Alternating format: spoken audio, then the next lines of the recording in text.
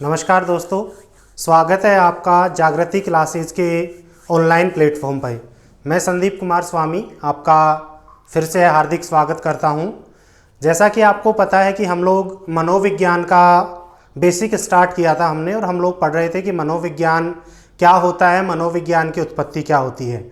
आज ये हमारा लगभग तीसरा लेक्चर है, और तीसरे लेक्चर में हम लोग आज स्टार्ट करेंगे कि मनोविज्ञान का इतिहास क्या रहा है। मनोविज्ञान के इतिहास से पहले हम लोग थोड़ा सा, मैं आपसे रिक्वेस्ट करूंगा कि जिन बच्चों ने पहले वाले वीडियोस नहीं देखे हैं, पार्ट फर्स्ट और पार्ट 2, कृपया करके पहले उन वीडियोस को पूरा देखें। पूरा देखने के बाद ही आपको पार्ट 3 समझ में आएगा मनोविज्ञान का। तो हम लोग आज स्टार्ट करते हैं। सबसे पहले जो हमने अभी तक पार्ट 2 में पढ़ा है थोड़ा बहुत, हम उसका एक बार थोड़ा सा 5 मिनट में रिवाइज करते हैं उसको कि हमने अभी तक पढ़ा क्या क्या है। देखो, अगर हम लोग बात करते हैं मनोविज्ञान की कि मनोविज्ञान है क्या, तो मुख्य रूप से जो मनोविज्ञान है, मनोविज्ञान प्राणियों के व्यवहार का अध्ययन करता है। मनोविज्ञान प्राणी सीखता कैसे है, मनोविज्ञान यह अध्ययन करता है कि कोई प्राणी सोचता कैसे है, उसकी याद करने की क्षमता कैसे प्रभावित होती है, वह याद किस प्रकार से करता है, और वह पर्यावरण के साथ अंतःक्रिया किस प्रकार से करता है। इसका अध्ययन मुख्य रूप से कौन करता है? मनोविज्ञान करता है।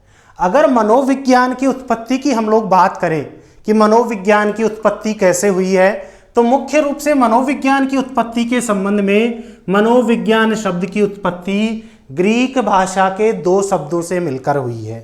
कितने शब्दों से मिलकर हुई है? 2 शब्दों से मिलकर हुई है। पहला हमारा शब्द है साइकी और दूसरा हमारा शब्द है लोगस। साइकी का अर्थ होता है सोल और लोगस का अर्थ होता है साइंस। सोल को हम हिंदी में कहते हैं आत्मा और साइंस को हम कहते हैं विज्ञान। तो आत्मा का विज्ञान क्या कहलाता है बेटा? मनोविज्ञान कहलाता है। हमें यह पता है कि आत्मा जो शब्द है, आत्मा शब्द मुख्य रूप से दर्शन शास्त्र विषय का शब्द है। कौन से विषय का? दर्शन शास्त्र विषय का शब्द है ये। तो मुख्य रूप से सबसे पहले जो मनोविज्ञान है, मनोविज्ञान दर्शन शास्त्र विषय के रूप में पढ़ाना प्रारंभ किया था। इसलिए मनोविज्ञान की जननी दर्शन शास्त्र को माना गया है। किसको माना गया है? दर्शन शास्त्र को माना गया है। और दर्शन शास्त्र विषय के रूप में भी मनोविज्ञान को जो पढ़ाने का काम है वो किसने किया था? अरस्तु ने किया था। किसने किया था? अरस्तु ने किया था। अरस्तु की एक पुस्तक का नाम था डी एनिमा। डी एनिमा नामक पुस्तक में मनोविज्ञान को पढ़ाना प्रारंभ किया था, और इस पुस्तक में उन्होंने जो अपना नाम है वो क्या रखा था? मनादर्शन रखा था। क्या रखा था? मनादर्शन रखा था।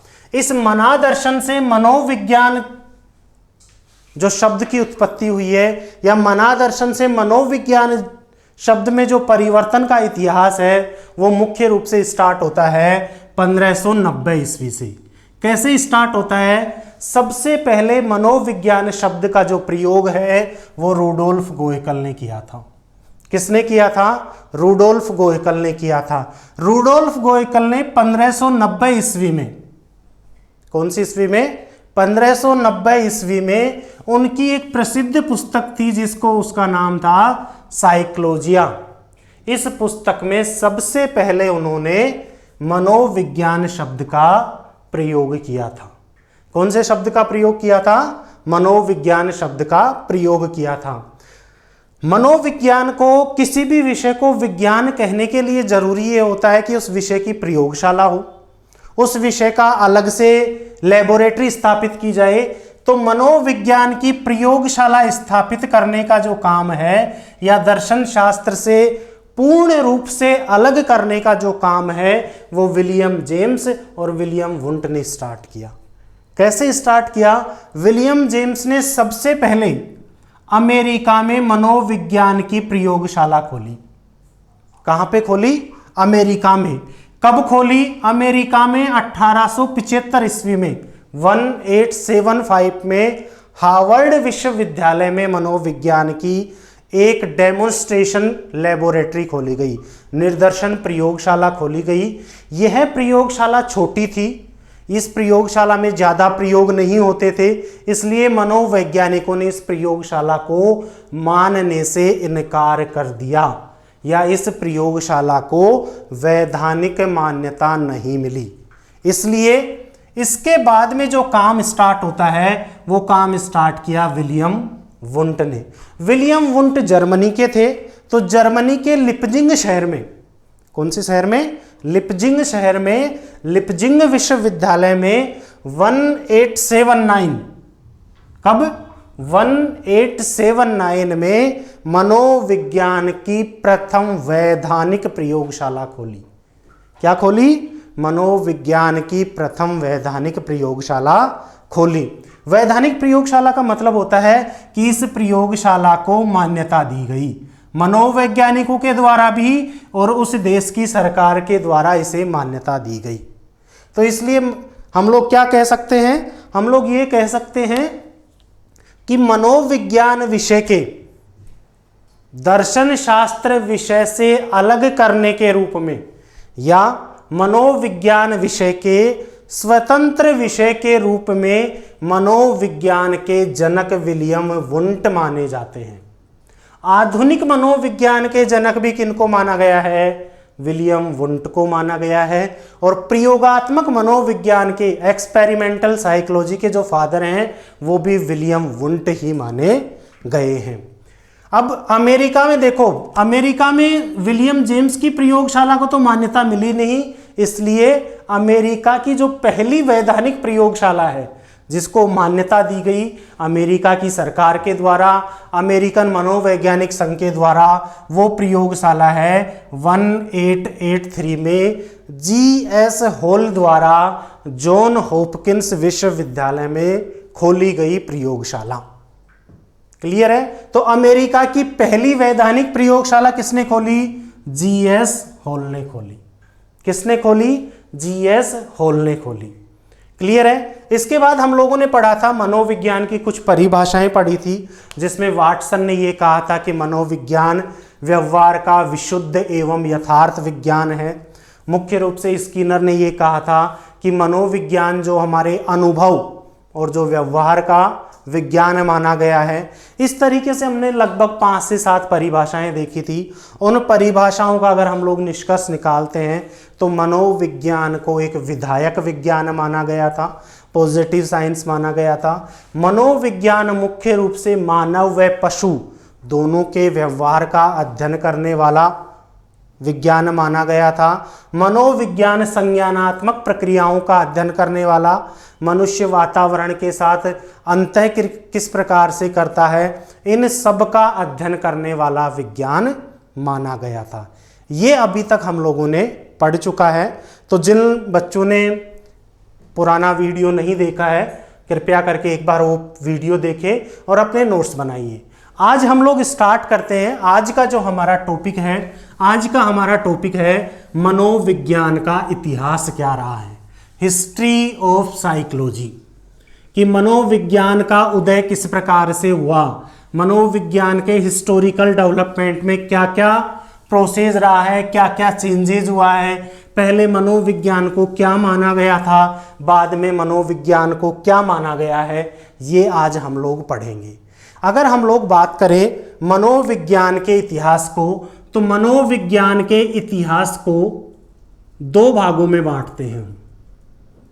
कितने भागों में बांटते हैं? 2 भागों में। 2 भागों में कैसे बांटते हैं हम? कि मनोविज्ञान के इतिहास को हम पहले समझेंगे विश्व के संदर्भ में। किसके संदर्भ में? विश्व के संदर्भ में। साथ साथ आप लोग लिख भी सकते हैं, अपने नोट्स भी बना सकते हैं। विश्व के संदर्भ में हम इसको समझेंगे, और दूसरा हम समझेंगे भारत के संदर्भ में मनोविज्ञान का इतिहास क्या रहा है, भारत के संदर्भ में। अगर हम लोग बात करें विश्व के संदर्भ की, तो विश्व के संदर्भ को भी, विश्व के संदर्भ में या विश्व के कॉन्टेक्स्ट में, विश्व के पर्सपेक्टिव में मनोविज्ञान का जो इतिहास है या जो मनोविज्ञान को हम लोग समझेंगे, इसको भी 2 भागों में बांटा गया है। कितने भागों में बांटा गया है? 2 भागों में। इसे हम समझेंगे, पहला भाग समय काल के अनुसार, पहला हो गया हमारा समय काल के अनुसार, और दूसरा हम लोग समझेंगे विषय वस्तु के अनुसार।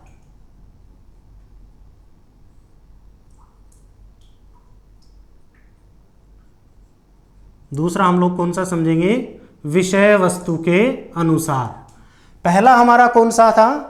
समय काल के अनुसार, दूसरा हमारा विषय वस्तु के अनुसार। अगर हम लोग बात करें समय काल की, तो समय काल को भी मुख्य रूप से दो भागों में बांटा गया।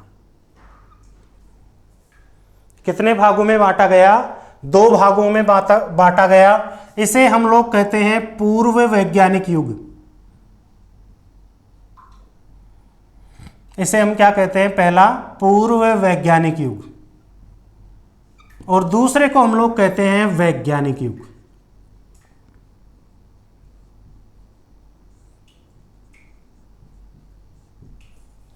दूसरे को हम क्या कहते हैं? वैज्ञानिक युग। विषय वस्तु के अनुसार मनोविज्ञान को चार भागों में बांटा गया। पहला था आत्मा को, हमने वो डेफिनेशन सुनी है ना, आत्मा को छोड़ मन को अपनाया, मन में दिल ना लगा तो चेतना के पास गया, और चेतना ने भी मना कर दिया तो व्यवहार को अपनाया। वुडवर्थ की एक डेफिनेशन है, उस डेफिनेशन में ये कहा गया है कि मनोविज्ञान सबसे पहले आत्मा के विज्ञान के रूप में पढ़ाया जाता था, उसके बाद मन के विज्ञान के रूप में पढ़ाया जाने लगा, उसके बाद चेतना के विज्ञान के रूप में पढ़ाया जाने लगा, और वर्तमान में मनोविज्ञान व्यवहार के विज्ञान के रूप में पढ़ाया जा रहा है। तो विषय वस्तु के अनुसार हम लोग समझेंगे कि आत्मा के विज्ञान के रूप में या आत्मा के विषय के रूप में मनोविज्ञान का विकास कैसे हुआ था, मन के विषय के रूप में मनोविज्ञान का विकास कैसे हुआ है, चेतना के विषय के रूप में मनोविज्ञान का विकास कैसे हुआ है, और चौथा व्यवहार के विषय के रूप में मनोविज्ञान का विकास कैसे हुआ है। ये हम लोग पढ़ेंगे विषय वस्तु के अनुसार। अगर हम लोग बात करें पूर्व वैज्ञानिक युग की, जिसे हम बोलते हैं प्री साइंटिफिक पीरियड, पूर्व वैज्ञानिक युग। पूर्व वैज्ञानिक युग का मतलब है कि जब मनोविज्ञान दर्शन शास्त्र विषय के रूप में पढ़ाया जा रहा था, जब मनोविज्ञान का उदय दर्शन शास्त्र विषय के रूप में हुआ था, क्योंकि हमने माना है कि दर्शन शास्त्र एक विज्ञान नहीं है। दर्शन शास्त्र क्या नहीं है? विज्ञान नहीं है। तो जब मनोविज्ञान का उदय विज्ञान के रूप में नहीं था, या मनोविज्ञान को विज्ञान नहीं माना गया था, वो युग हमारा हो जाएगा पूर्व वैज्ञानिक युग। और इस वैज्ञानिक युग का जो समय है, इस वैज्ञानिक युग का समय है 1878 तक, 1878 तक का जो समय है। कब से लेकर? प्रारंभ से लेकर, प्रारंभ का मतलब है जब से किसका उदय हुआ है? दर्शन शास्त्र का उदय हुआ है। प्रारंभ से लेकर 1878 तक का जो समय है वो कौन सा माना जाएगा? पूर्व वैज्ञानिक युग का समय माना जाएगा। हालांकि कई जगह पे 1850 भी लिखा हुआ है, परंतु अगर ऑथेंटिक पूछा जाए आपसे, तो ऑथेंटिक जो चीज होगी वो होगी 1878 तक। और दूसरा हमारा जो युग आता है वो आता है वैज्ञानिक युग। वैज्ञानिक युग का जो समय है वो है 1878 से लेकर के और वर्तमान समय तक का। कौन सा समय है बेटा? 1878 से लेकर के और वर्तमान समय तक का जो युग है वो कौन से युग में आएगा? वैज्ञानिक युग के अंतर्गत आएगा। यहां तक क्लियर है? अगर हम लोग बात करें पूर्व वैज्ञानिक युग की, किसकी? पूर्व वैज्ञानिक युग की, तो पूर्व वैज्ञानिक युग को भी बेटा 3 भागों में बांटा गया है। कितने भागों में बांटा गया है? 3 भागों में बांटा गया है। पहला हमारा है हेलेनिक युग। कौन सा है? पहला है हमारा हेलेनिक युग। दूसरा है हमारा पुनर्जागरण काल।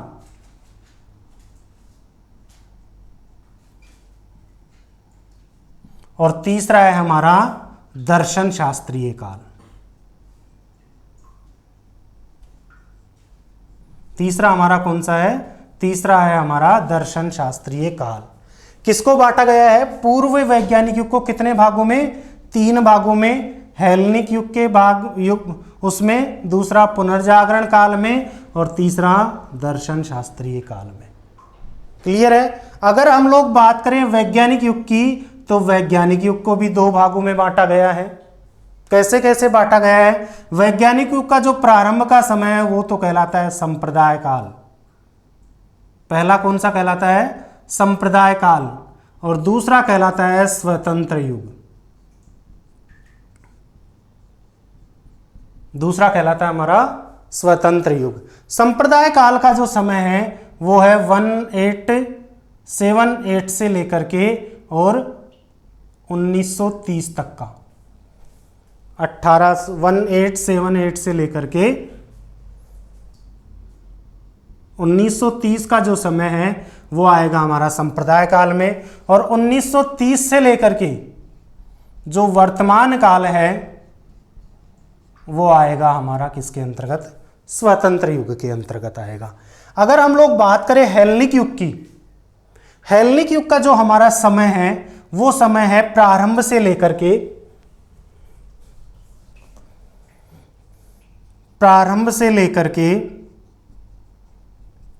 400 BC तक का।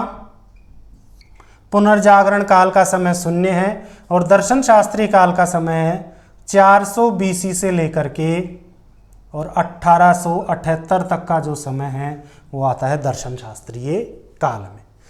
पुनर्जागरण काल का मतलब है कि जब विश्व में आर्थिक मंदी आई थी, उद्योग धंधे चौपट हो गए थे, पूरी अर्थव्यवस्था गड़बड़ा गई थी, उस समय पे हम लोग भी खुद के मन में कल्पना कर सकते हैं कि जब व्यक्ति के पास खाने के लिए रोटी नहीं है तो क्या वह व्यक्ति कुछ विचार करेगा? उसकी पहली प्राथमिकता रोटी होगी, वो किसी भी साहित्य के बारे में अध्ययन करना उचित नहीं समझेगा। उस समय पे मनोविज्ञान का शून्य विकास हुआ था। क्लियर है? अगर हम लोग इसको थोड़ा सा एक बार रिवाइज करते हैं, एक बार थोड़ा सा समझते हैं, तो क्या समझते हैं कि मनोविज्ञान के इतिहास को 2 भागों में बांटा गया है। कितने भागों में बांटा गया है? 2 भागों में। पहला वर्ल्ड कॉन्टेक्स्ट में, विश्व के संदर्भ में, और दूसरा इंडियन कॉन्टेक्स्ट में, भारत के संदर्भ में, कि मनोविज्ञान का विकास विश्व के संदर्भ में कैसे हुआ है और भारत के संदर्भ में कैसे हुआ है। हम लोग सबसे पहला उठाते हैं विश्व के संदर्भ में। विश्व के संदर्भ में मनोविज्ञान को 2 भागों में बांटा गया है। समय काल के अनुसार, अकॉर्डिंग टू टाइम पीरियड, और दूसरा अकॉर्डिंग टू सब्जेक्ट मैटर, विषय वस्तु के अनुसार, कि समय काल के अनुसार मनोविज्ञान का इतिहास क्या रहा है, और दूसरा विषय वस्तु के अनुसार मनोविज्ञान का इतिहास क्या रहा है। अगर हम लोग बात करें समय काल की, तो समय काल को भी कितने भागों में बांट दिया? 2 भागों में। पूर्व वैज्ञानिक युग और दूसरा वैज्ञानिक युग। पूर्व वैज्ञानिक युग का जो समय है वो है प्रारंभ से लेकर के जब से दर्शन शास्त्र को पढ़ाना प्रारंभ किया, दर्शन शास्त्र को, मनोविज्ञान को नहीं, दर्शन शास्त्र को, origin from the philosophical time या ओरिजिन फ्रॉम द फिलोसॉफी, दर्शन शास्त्र के विषय के उदय से लेकर के और 1878 तक का जो समय है वो क्या कहलाएगा? पूर्व वैज्ञानिक युग कहलाएगा। वैज्ञानिक युग कौन सा हो जाएगा? 1878 से लेकर के वर्तमान समय तक का हो जाएगा। क्लियर है? पूर्व वैज्ञानिक युग को भी हमने 3 भागों में बांटा। किस किस में? हेलेनिक युग में, दूसरा पुनर्जागरण काल में, और तीसरा दर्शन शास्त्रीय काल में। हेलेनिक युग का समय है प्रारंभ से लेकर के 400 ईसा शताब्दी तक, और पुनर्जागरण काल में इसका शून्य विकास है, और दर्शन शास्त्रीय काल का मतलब है 400 BC से लेकर के 1878 तक का जो समय है वो किसके अंतर्गत आएगा? दर्शन शास्त्रीय काल के अंतर्गत आएगा। क्लियर है? यहां तक आया समझ में? ओके। एक बार आप इसका स्क्रीनशॉट भी ले सकते हैं। चाहे तो आप इसके नोट्स भी बना सकते हैं, समझ में नहीं आया तो एक बार आप इसको रिवाइज करके भी देख सकते हैं आराम से। क्लियर है यहाँ तक? ओके, अब हम लोग आगे बढ़ते हैं और अब हम लोग समझने की कोशिश करते हैं। कई बच्चों के मन में विचार होगा कि गुरुजी ये तो क्यों पढ़ा रहे हैं आप, आज तक इसमें से तो कोई क्वेश्चन बना नहीं है। मैं बताऊंगा कहाँ से क्वेश्चन बना है, कहाँ से क्वेश्चन आया है और किस प्रकार से बना है। मैं आए हुए क्वेश्चन की बात कर रहा हूँ, ऐसा मत सोचना कि आ सकता है, मैं आए हुए की बात कर रहा हूँ। तो हम लोग स्टार्ट करते हैं, इसको समझने की कोशिश करते हैं। मैं इसको थोड़ा सा, यहां तक आप लोगों ने समझ लिया होगा। अब हम लोग उठाते हैं, आज हम लोग इसमें इसी टॉपिक के अंतर्गत आज हम लोग समझने की कोशिश करते हैं कि मनोविज्ञान का जो इतिहास है वो विश्व के संदर्भ में समय काल के अनुसार किस प्रकार से हुआ है। समय काल के अनुसार हमने दो भागों में बांट रखा है उसको, पूर्व वैज्ञानिक युग में और वैज्ञानिक युग में। क्लियर है? पूर्व वैज्ञानिक युग को हमने 3 भागों में बांटा हुआ है और वैज्ञानिक युग को हमने 2 भागों में बांटा हुआ है। वैज्ञानिक युग का मतलब होता है कि जब मनोविज्ञान दर्शन शास्त्र से अलग कर दिया गया था और मनोविज्ञान को अलग से एक स्वतंत्र विषय के रूप में घोषित कर दिया गया था, दर्शन शास्त्र विषय से हटा करके। क्लियर है? तो हम आज पहला हमारा इतिहास का जो पार्ट है, हिस्ट्री का जो पार्ट है मनोविज्ञान की, वो है आज हमारा पूर्व वैज्ञानिक युग। कौन सा है? पूर्व वैज्ञानिक युग। पूर्व वैज्ञानिक युग के हमने 3 चरण पढ़े हैं। 3 चरण कौन कौन से? पहला चरण पढ़ा है हमने हेलेनिक युग। पहला चरण कौन सा पढ़ा है हमने? हेलेनिक युग। क्लियर है? दूसरा चरण हमने पढ़ा था पुनर्जागरण काल।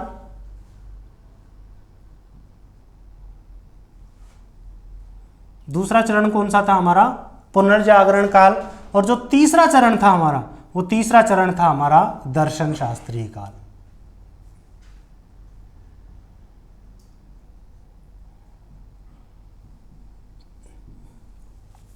क्लियर है?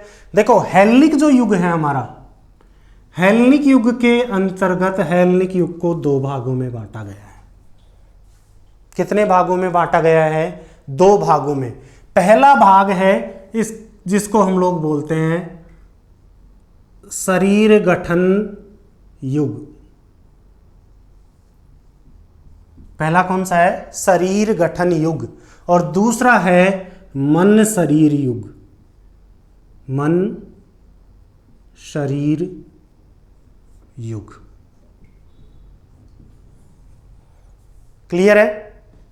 पहला कौन सा है? शरीर गठन युग और दूसरा है मन शरीर युग। तो जो पहला है हमारा शरीर गठन युग। शरीर गठन युग का मतलब है कि मनोविज्ञान को जब सबसे पहले दर्शन शास्त्र विषय के रूप में पढ़ाना प्रारंभ किया था, या जब मनोविज्ञान दर्शन शास्त्र विषय के रूप में पढ़ाया जा रहा था, तो सबसे पहले मनोविज्ञान की जो व्याख्या की गई वो शरीर गठन युग, शरीर के गठन के आधार पर की गई कि हमारे शरीर का गठन कैसे होता है, और इस गठन के आधार पर मनोविज्ञान को डिफाइन किया गया, मनोविज्ञान को परिभाषित किया गया। कैसे परिभाषित किया गया? शरीर गठन युग की अगर हम लोग बात करते हैं तो हमारा सब लोगों का जो दिमाग है वो जाता है हमारे व्यक्तित्व पर। हमारा शरीर गठन इसी से तो संबंधित है ना, कि हमारे शरीर का निर्माण किस प्रकार से हुआ है, या हमारे शरीर का निर्माण कैसे होता है, हम किसी व्यक्ति की पहचान कैसे करते हैं उसके शरीर को देखकर कि उसका दिमाग किस प्रकार का होगा। जैसे हम लोग जब व्यक्तित्व वाला पार्ट पढ़ेंगे, उसमें जब हम व्यक्तित्व वाला टॉपिक करेंगे उसमें मैं और भी इसको अच्छी तरीके से समझाऊंगा, अभी बेसिक समझा रहा हूं मैं इसका। देखो शरीर गठन युग के अंतर्गत मुख्य रूप से जो हमारे विचार आते हैं, पहला विचार आता है वो आता है हिप्पोक्रेटस का। नाम सुना होगा हमने, हिप्पोक्रेटस। हिप्पोक्रेटस पहले मनोवैज्ञानिक थे, पहले दर्शन शास्त्री थे, जिन्होंने ये कहा था कि मुख्य रूप से जो हमारा शरीर है उस शरीर की संरचना 4 प्रकार के द्रव्यों से मिलकर होती है। कितने प्रकार के? 4 द्रव्यों से मिलकर। कौन कौन से द्रव्य थे वो? 4 द्रव्य के अंतर्गत हमारा आता है एक काला पित्त, पीला पित्त, एक आता है रक्त पित्त, और चौथा आता है कफ एवं श्लेष्मा पित्त। याद आ गया होगा हमें, अगर हमने व्यक्तित्व वाला पार्ट थोड़ा सा पढ़ रखा है। उन्होंने ये कहा था कि यदि किसी व्यक्ति में काले पित्त की प्रधानता होती है तो वह व्यक्ति हमेशा हमेशा 2 तरह के व्यक्तित्व वाला होता है। बोलता कुछ है, अंदर से कुछ और होता है और बाहर से कुछ और दिखाया करता है। वह व्यक्ति हमेशा निराशावादी होता है। दूसरा, जिसके अंतर्गत पीला पित्त होता है वह व्यक्ति हमेशा क्रोधी होता है। जिस व्यक्ति में पीले पित्त की प्रधानता होती है, जिस व्यक्ति में रक्त पित्त की प्रधानता होती है, वह व्यक्ति हमेशा उत्साही नजर आता है, हमेशा एक्टिव रहता है वह। और जिस व्यक्ति में कफ एवं श्लेष्मा मंदित नजर आएगा, निराशावादी। मक्खी भी बैठी है तो पत्नी को बोलेगा कि मेरी मक्खी उड़ा के जा। आलसी जो होते हैं वो कौन से होते हैं? कफ एवं श्लेष्मा प्रकार के। जब हम लोग व्यक्तित्व वाला पार्ट पढ़ेंगे तब इसको मैं और भी व्याख्या करके समझाऊंगा। तो इसके अंतर्गत शरीर गठन युद्ध के अंतर्गत सबसे पहले विचार आते हैं हिप्पोक्रेटस के। दूसरे विचार इसके अंतर्गत आते हैं शेल्डन के, जिसने सोमेटोटाइप सिद्धांत दिया था। तो हिप्पोक्रेटस और शेल्डन का जो युग है वो कौन सा युग कहलाएगा? शरीर गठन युग कहलाएगा। कौन सा युग कहलाएगा? शरीर गठन युग। दूसरा हमारा आता है मन शरीर युग, जिसके अंतर्गत इसके अंतर्गत मन व शरीर को अलग अलग माना गया था। क्या माना गया था? अलग अलग, कि हमारा मन अलग होता है और हमारा शरीर अलग होता है। इन दोनों के दोनों चीजों को इसमें अलग माना गया था। इसके अंतर्गत कौन कौन से विचारक आते हैं? इसके अंतर्गत पहला विचारक आता है ऑगस्टीन। कौन सा विचारक आता है? ऑगस्टीन। दूसरा विचारक आता है इसके अंतर्गत थॉमस। दूसरा कौन सा विचारक आता है? थॉमस। तीसरा विचारक इसके अंतर्गत आता है सुकरात। चौथा विचारक इसके अंतर्गत आता है प्लेटो। और 5वां विचारक इसके अंतर्गत आता है अरस्तु। देखो, अरस्तु भी इसी के अंतर्गत आएगा। क्यों आएगा? क्योंकि अरस्तु ने सबसे पहले मनोविज्ञान को आत्मा का विज्ञान माना था। मन को अलग माना था, मन का संबंध आत्मा से माना था और शरीर का संबंध अलग माना था। मन अलग होता है, शरीर अलग होता है। ये कौन सा युग आएगा? मन शरीर युग आएगा, जिसके अंतर्गत हम लोग किस किस की बात करते हैं? ऑगस्टीन की, थॉमस की, सुकरात की, प्लेटो की और अरस्तु की। तो ये हमारा कौन सा हो गया? हेलेनिक युग। क्लियर है? दूसरा हमारा जो युग आता है, दूसरे युग का नाम था हमारा पुनर्जागरण काल। पुनर्जागरण काल में मनोविज्ञान का शून्य विकास था, इसलिए इस समय में मनोविज्ञान का बिल्कुल भी विकास नहीं हुआ था। तो तीसरा युग हमारा डायरेक्ट आ जाता है दर्शन शास्त्रीय काल। कौन सा आ जाता है? दर्शन शास्त्रीय काल।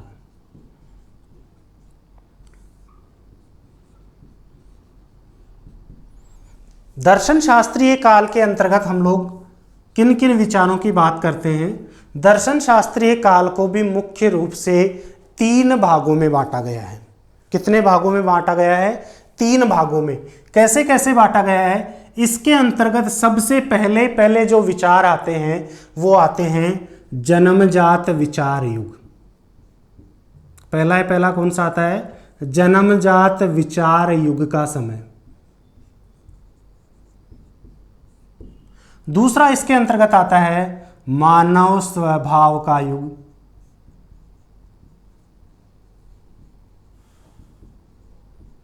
दूसरा कौन सा आता है, मानव स्वभाव का युग, और तीसरा इसके अंतर्गत आता है चेतन व संवेदी प्रक्रियाओं का युग, चेतन व संवेदी प्रक्रियाओं का युग।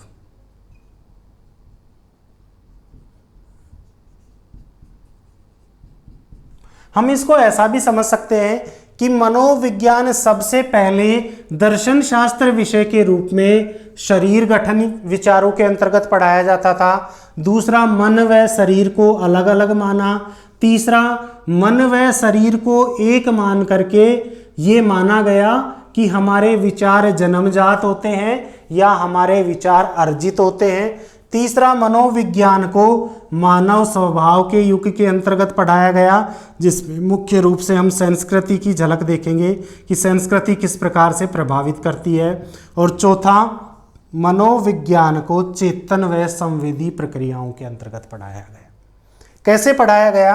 अगर हम लोग बात करते हैं जन्मजात विचार युग की, कि जो हमारे विचार हैं वो जन्मजात होते हैं या हमारे विचार अर्जित होते हैं, इस युग की सबसे पहली बड़ी बात, इंपॉर्टेंट बात क्या है कि इसने मन व शरीर दोनों को एक माना। क्या माना? एक माना। सबसे पहला जो हमारा कॉन्सेप्ट वो क्या था? सबसे पहला कॉन्सेप्ट था केवल और केवल शरीर का। दूसरा कॉन्सेप्ट क्या आ गया? शरीर के साथ क्या हो गया? ऐड हो गया मन, परंतु मन को शरीर से क्या माना? अलग माना।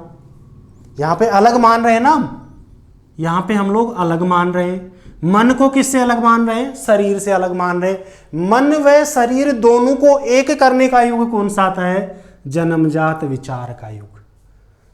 इन्होंने मन व शरीर को एक माना और ये कहा कि जो हमारे विचार होते हैं वो हमारी आनुवंशिकता द्वारा निर्धारित किए जाते हैं, वो विचार जन्मजात होते हैं।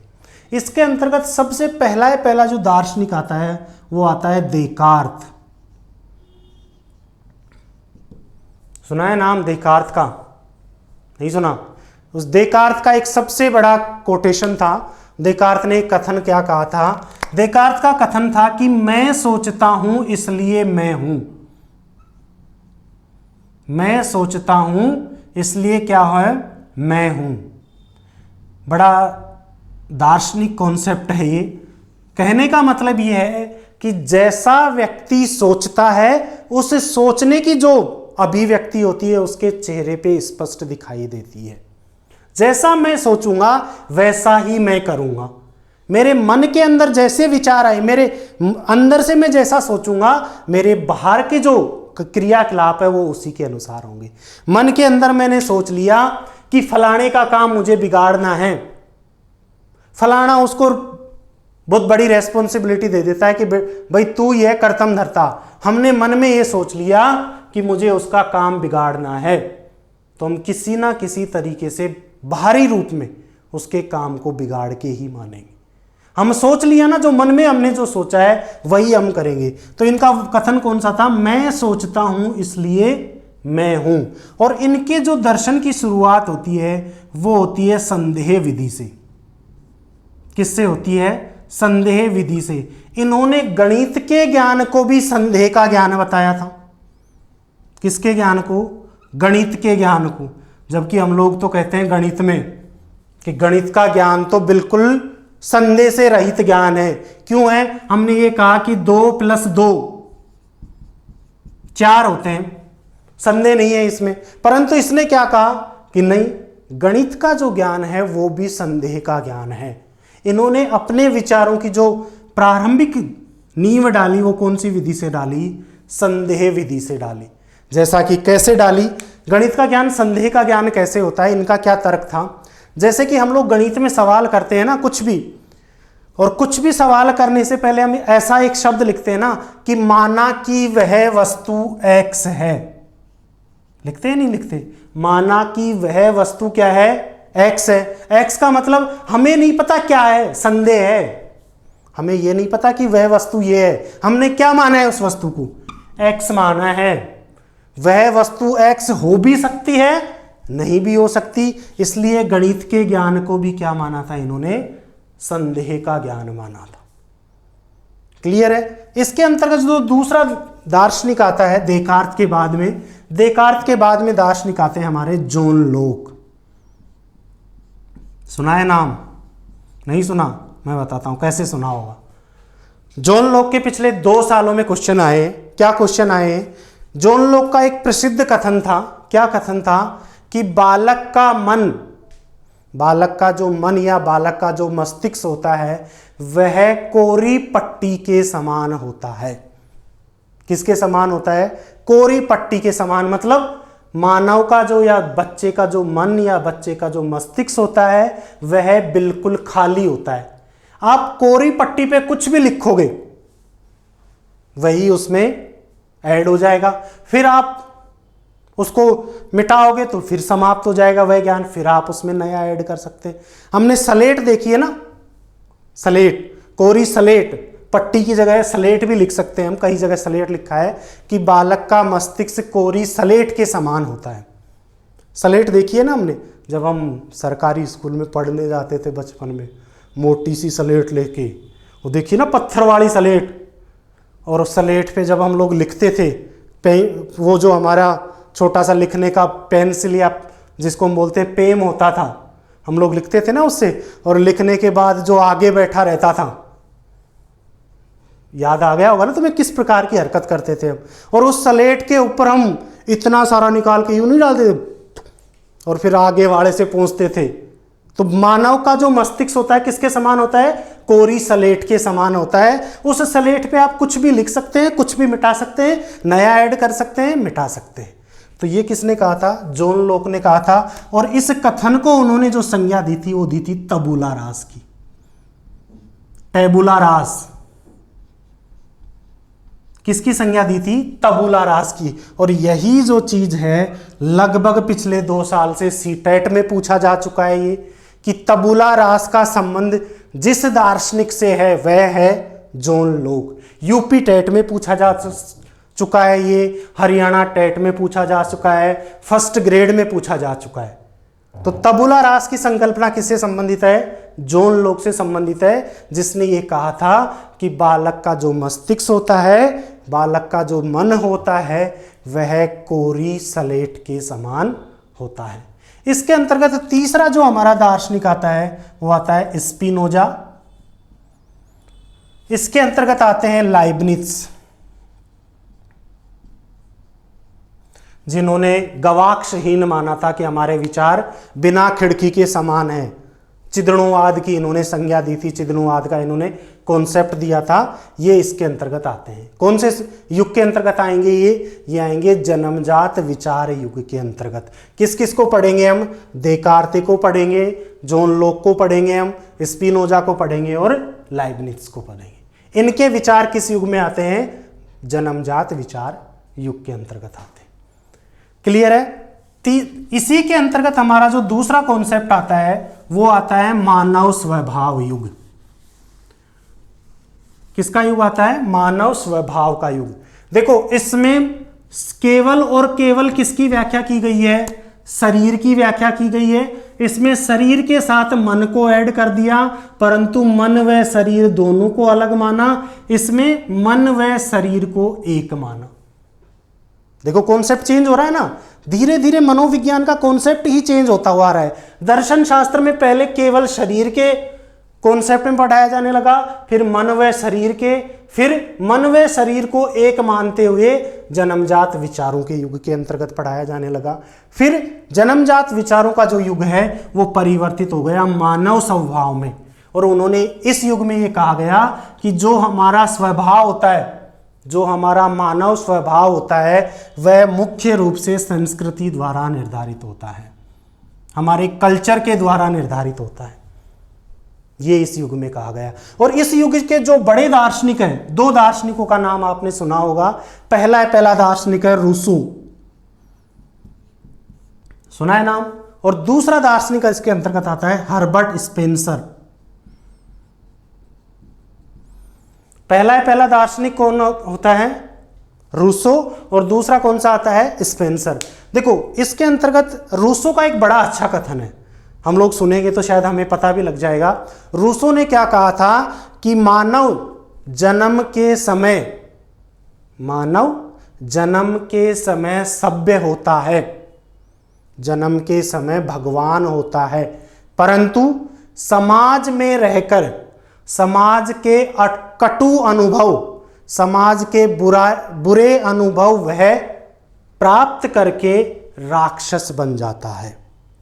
जन्म के समय मनुष्य क्या होता है? देवता होता है। जन्म के समय मनुष्य सभ्य होता है, परंतु समाज के कटु अनुभव उसे क्या बना देते हैं? राक्षस बना देते हैं। ये किसने कहा था? रूसो ने कहा था। और रूसो के विचार का विरोध किसने किया? स्पेंसर ने किया। और स्पेंसर ने क्या कथन कहा कि जन्म के समय मानव स्वार्थी होता है। इधर क्या माना था इसने? भगवान माना था कि मनुष्य जन्म के समय क्या होता है? भगवान होता है, समाज उसे राक्षस बनाता है। इस विचार को स्पेंसर ने क्या चेंज किया कि जन्म के समय मानव स्वार्थी होता है और जन्म लेने के बाद समाज उसे सभ्य प्राणी बनाता है। क्या बनाता है? उसे सभ्य प्राणी बनाता है। कब? जन्म लेने के बाद। कौन? समाज। और इसने रूसो ने क्या कहा था कि जन्म के समय तो सभ्य होता है, परंतु समाज उसे क्या बना देता है? राक्षस बना देता है। और इसने क्या कहा कि जन्म के समय वो राक्षस होता है और समाज उसे देवता बना देता है। आप इस कॉन्सेप्ट को कैसे भी समझ सकते हैं। इस कॉन्सेप्ट को आप ऐसे भी कह सकते हैं कि रूसो ने ऐसा कहा था कि मनुष्य जन्म के समय देवता होता है, जन्म के बाद उसे राक्षस बना दिया जाता है, समाज के द्वारा उसे राक्षस बना दिया जाता है।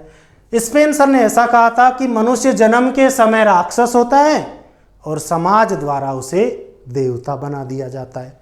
तो इनके विचारों का जो युग है वो कौन सा हो गया? मानव स्वभाव का युग हो गया। और तीसरा हमारा कौन सा आता है? चेतना व संवेदी प्रक्रियाओं का युग आता है।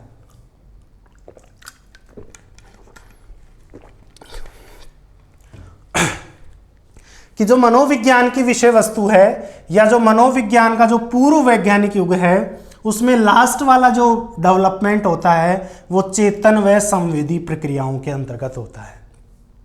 इसके अंतर्गत ये कहा गया था कि मनोविज्ञान जो है या जो दर्शन शास्त्र विषय है या जो हमारा सोचने का तरीका है वह मुख्य रूप से हमारी चेतना द्वारा निर्धारित होता है और चेतना के ऊपर हमारी संवेदनाओं का प्रभाव पड़ता है। चेतना या चेतन प्रक्रियाएं व संवेदन प्रक्रियाएं ही मनोविज्ञान को आगे बढ़ाती है या चेतना व संवेदी प्रक्रियाओं का अध्ययन करना ही मनोविज्ञान की विषय वस्तु है। ऐसा किसके अंतर्गत माना गया है? चेतन व संवेदी प्रक्रियाओं के अंतर्गत माना गया है। और इसके अंतर्गत मुख्य रूप से चेतन प्रक्रियाओं को जो मानने वाले विचारक थे कि मनोविज्ञान चेतन प्रक्रियाओं का अध्ययन करता है, वो विचारक तो थे जॉन स्टुअर्ट मिल, जिसको J.S. मिल भी बोलते हैं हम, जॉन स्टुअर्ट मिल और जेम्स मिल, ये विचारक थे। और मनोविज्ञान को संवेदनाओं के अध्ययन का जो विज्ञान माना था या संवेदन प्रक्रियाओं का अध्ययन मनोविज्ञान के विषय के रूप में जिन्होंने करना प्रारंभ किया था, जिन्होंने पढ़ाना प्रारंभ किया था, वो पहला तो था वेबर और दूसरा था फेकनर। वेबर व फेकनर ने मनोविज्ञान को संवेदनाओं की प्रक्रियाओं का भाग माना। चेतन प्रक्रियाओं का भाग किसने माना? जॉन स्टुअर्ट मिल ने माना और जेम्स मिल ने माना। चेतना नहीं है, चेतना का युग अभी बाद में आएगा हमारा। यहाँ पे हमारे कौन से युग हैं? चेतन व संवेदी प्रक्रियाओं के युग हैं। ये हम किसके अंतर्गत पढ़े हैं बेटा? पूर्व वैज्ञानिक युग के दर्शन शास्त्रीय काल के अंतर्गत। क्लियर है? हाँ या ना? नहीं समझ में आया? एक बार मैं रिपीट करता हूँ, देखो इसको, अभी समझ में आ जाएगा आपको। अभी थोड़ा कंफ्यूज ना हो यहाँ, क्योंकि नया टॉपिक है आपके लिए, थोड़ा सा समझने में दिक्कत होगी, बट एक दो बार आप इस वीडियो को दोबारा से देखेंगे, समझ में आ जाएगा। देखो, पूर्व वैज्ञानिक युग के दो विचार हैं कि पूर्व वैज्ञानिक युग में मनोविज्ञान दो विचारों के अंतर्गत पढ़ाया गया था। पहला कौन सा? शरीर गठन युग। पहला कौन सा है बेटा? शरीर गठन युग। इसके अंतर्गत किस किस को पढ़ते हैं हम? हिप्पोक्रेटस को पढ़ते हैं हम, और दूसरा शेल्डन को पढ़ते हैं हम। हिप्पोक्रेटस व शेल्डन को किस में पढ़ेंगे हम? शरीर गठन युग में पढ़ेंगे। दूसरा इसी के अंतर्गत आता है मन शरीर युग। मन व शरीर दोनों को अलग अलग माना था। किस किस ने माना था मन व शरीर दोनों को अलग अलग? पहला हमारा दार्शनिक है ऑगस्टीन, दूसरा हमारा दार्शनिक है थॉमस, तीसरा हमारा दार्शनिक है सुकरात, चौथा हमारा दार्शनिक है प्लेटो, और पांचवा हमारा दार्शनिक है अरस्तु।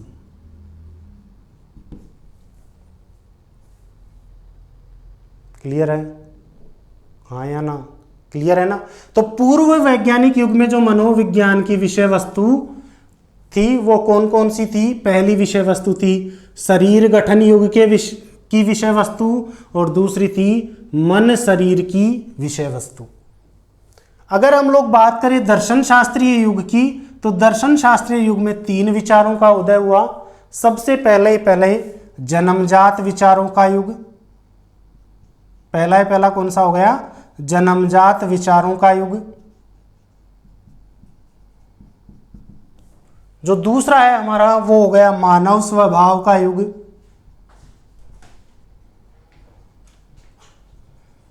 और जो तीसरा है हमारा वो हो गया चेतन व संवेदी प्रक्रियाओं का युग।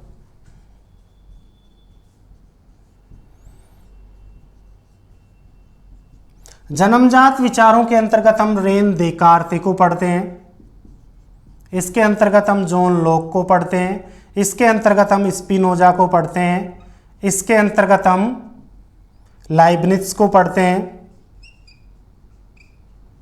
इसके अंतर्गत हम लोग कांट को पढ़ते हैं। मानव स्वभाव के अंतर्गत दो प्रकार के आते हैं। कौन कौन सा? पहला हमारा आता है रूसो, और दूसरा हमारा आता है स्पेंसर।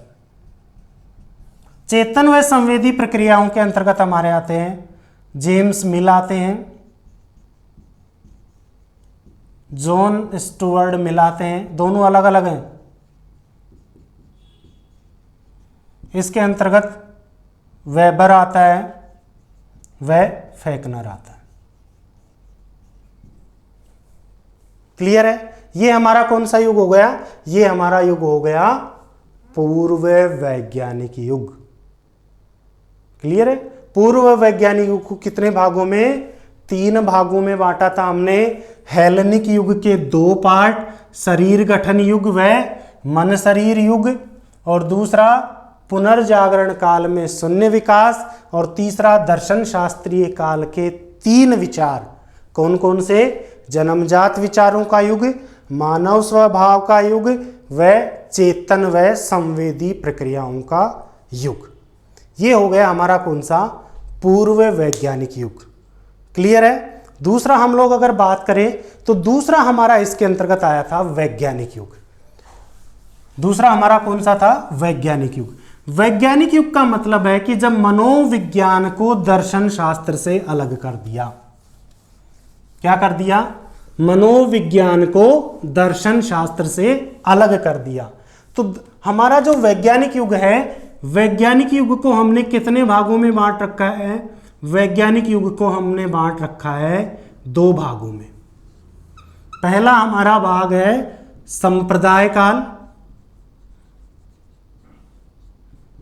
और दूसरा हमारा है स्वतंत्र युग।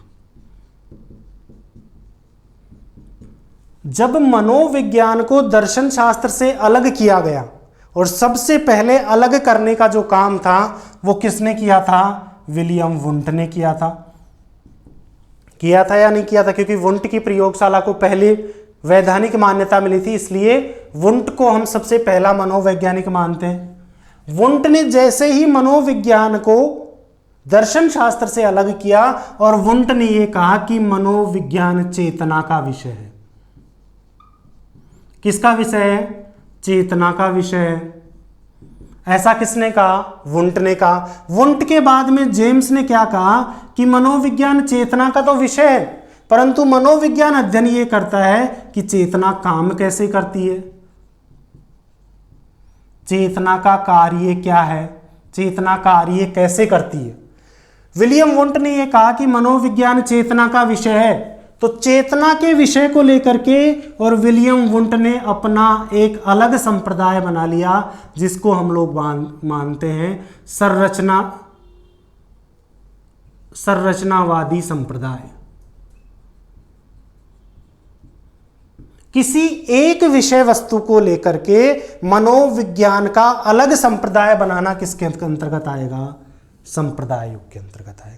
केवल और केवल एक विषय के बारे में अध्ययन करेंगे। ये किसके विषय के बारे में अध्ययन करेंगे? संरचनावादी, केवल चेतना के विषय के बारे में। चेतना की कार्यात्मकता कैसे होती है, चेतना काम कैसे करती है। दूसरा मनोवैज्ञानिक आ गया जेम्स, और जेम्स ने चेतना के कार्य के बारे में अध्ययन करना प्रारंभ किया, और इन्होंने भी अपना एक अलग संप्रदाय बना लिया जिसे हम बोलते हैं प्रकार्यवादी संप्रदाय। कौन सा बोलते हैं हम? प्रकार्यवादी संप्रदाय। जेम्स के बाद में कुछ अन्य हमारे मनोवैज्ञानिक आए, जैसे किसी व्यक्ति ने, वाटसन ने कहा था ना, वो कथन याद है ना तुमको, कि मुझे 1 दर्जन स्वस्थ बच्चे दीजिए, मैं उनमें योग्यता ना होते हुए भी उन्हें मेरी इच्छा अनुसार वकील, डॉक्टर, इंजीनियर, यहां तक कि चोर व बेईमान भी बना दूंगा। चेतना का विषय संरचनावादियों ने माना, चेतना की कार्यात्मकता का विषय प्रकार्यवादियों ने माना, और मनोविज्ञान को व्यवहार का विषय, कि मनोविज्ञान व्यवहार का अध्ययन करता है, ये किसने माना? व्यवहारवादियों ने माना। तो कौन सा संप्रदाय आ गया? व्यवहारवाद आ गया।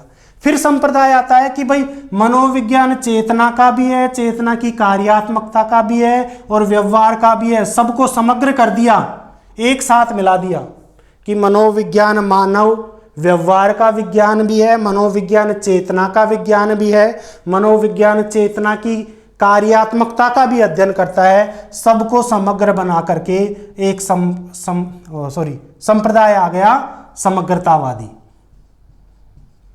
जिसको हम बोलते हैं gestalt school of psychology. Gestalt संप्रदाय का उदय हो गया, जिसे हमने क्या बोला? समग्रतावादी संप्रदाय। उसके बाद में एक संप्रदाय आता है, एक हमारे मनोवैज्ञानिक बोलते हैं, बोला जी ये सब बकवासें हैं, मनोविज्ञान ना तो चेतना का विषय है, ना चेतना की कार्यात्मकता का है, ना व्यवहार का है। उन्होंने ये कहा कि मनोविज्ञान हमारी जो दबी हुई इच्छाएं हैं, जो हमारी अचेतन प्रक्रियाएं हैं, उनका अध्ययन करता है। और एक संप्रदाय आ गया हमारा मनोविश्लेषणात्मक संप्रदाय। कौन सा आ गया? मनोविश्लेषणात्मक संप्रदाय, जिसके जनक सिगमंड फ्रायड माने जाते हैं। ये किसका अध्ययन करता है? हमारी अचेतन प्रक्रियाओं का अध्ययन करता है। क्लियर है? उसके बाद में एक हमारे मनोवैज्ञानिक हुए, उन्होंने ये कहा कि मनोविज्ञान केवल संज्ञानात्मक क्रियाओं का अध्ययन करता है, और उन्होंने अपना एक संप्रदाय अलग से बना लिया जिसे हम बोलते हैं संज्ञानवादी संप्रदाय। क्या बोलते हैं? संज्ञानवादी संप्रदाय। हमारे मनोवैज्ञानिक हुए, उन्होंने ये बोला कि मनोविज्ञान मानव की आवश्यकताओं का अध्ययन करता है, तो उन्होंने अपना एक संप्रदाय बना लिया जिसे हम बोलते हैं मानवतावादी संप्रदाय। तो मनोविज्ञान को पर्टिकुलर एक विषय के रूप में, पर्टिकुलर एक कंटेंट को लेकर के पढ़ाना जब से प्रारंभ हुआ है, उस काल को हम बोलते हैं संप्रदाय काल, जिसके अंतर्गत मुख्य रूप से संरचनावादी संप्रदाय, प्रकार्यवादी संप्रदाय, व्यवहारवादी संप्रदाय, मानवतावादी संप्रदाय, मनोविश्लेषणात्मकवादी संप्रदाय, संज्ञानवादी संप्रदाय आते हैं। क्लियर है? और इसके बाद में एक युग प्रारंभ होता है जिसे हम बोलते हैं स्वतंत्र युग। इस स्वतंत्र युग में मनोविज्ञान को किसी एक विषय का विज्ञान नहीं माना था। किसी भी विषय को नहीं मानते थे, ये नहीं मानते थे कि मनोविज्ञान चेतना का विज्ञान है, मनोविज्ञान व्यवहार का है, किसी को भी नहीं मानते थे।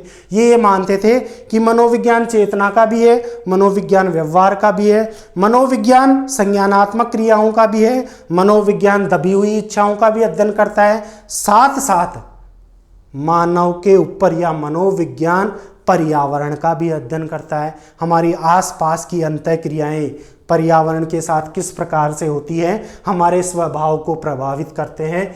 किसी भी एक विषय को पर्टिकुलर नहीं माना, सभी विषयों को अलग अलग माना। इसलिए इसको कौन सा युग बोलते हैं हम?